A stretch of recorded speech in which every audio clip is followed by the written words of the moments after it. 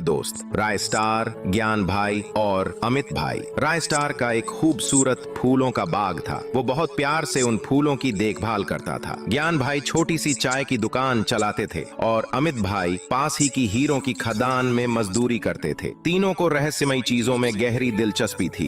कभी किसी गुफा की खोज करते तो कभी किसी रहस्यमयी गुड़िया का राज सुलझाते। एक शाम की बात, तीनों दोस्त एक पेड़ के नीचे बैठकर बातें कर रहे थे। ज्ञान भाई बोला, तुम लोगों को पता है, दूर उस रहस्यमयी जंगल में एक सफेद पेड़ है जो दिन में और रात में भी चमकता है। लोग कहते हैं वो पेड़ श्रापित है, कोई वहां जाता नहीं। अमित भाई बोला, क्यों ना हम उस पेड़ का राज जाने। राय स्टार बोला, पर उसे गांव तक कौन लाएगा अगर वो श्रापित हुआ तो। ज्ञान भाई ने साफ मना कर दिया, नहीं, मैं उस जंगल में नहीं जाऊंगा। अमित भाई भी डर गया, मेरे दो छोटे छोटे बच्चे हैं, मैं जान खतरे में नहीं डाल सकता। राय स्टार बोला, ठीक है, मैं अकेले जाऊंगा। अगली शाम राय स्टार कुल्हाड़ी लेकर निकल पड़ा उस रहस्यमयी जंगल की ओर। रास्ता सुनसान था, ठंडी हवाएं चल रही थीं। जंगल के किनारे उसने बाइक रोकी और आगे बढ़ा। उसे दिखा एक जंग लगा गेट जिस पर लिखा था, जंगल बंद है। राय स्टार ने कुल्हाड़ी से उसे तोड़ा और अंदर चला गया। कुछ दूर जाकर उसे दिखा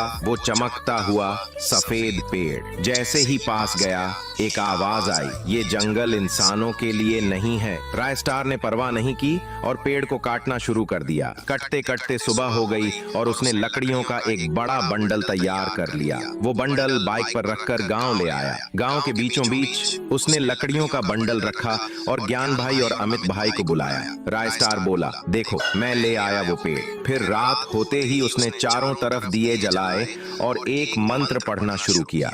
तभी बंडल से अजीब सी आवाजें आने लगी, टुंग टुंग टुंग। तीनों के चेहरे पीले पड़ गए। डर के मारे सब अपने अपने घर चले गए। आधी रात को वो बंडल हिलने लगा और धीरे धीरे वो एक पेड़ में बदल गया। अगली सुबह गांव में हंगामा मच गया। लोग उस पेड़ को देखने इकट्ठा हुए। राय स्टार जैसे ही पास गया, देखा अमित भाई की लाश पेड़ के नीचे पड़ी थी। राय स्टार घुटनों के बल जमीन पर बैठ गया। ज्ञान भाई दौड़ता हुआ आया और रोते हुए बोला, मैंने मना किया था, तू क्यों लाया इस श्रापित चीज को गांव में। गांव में हर जगह उसी पेड़ की चर्चा होने लगी।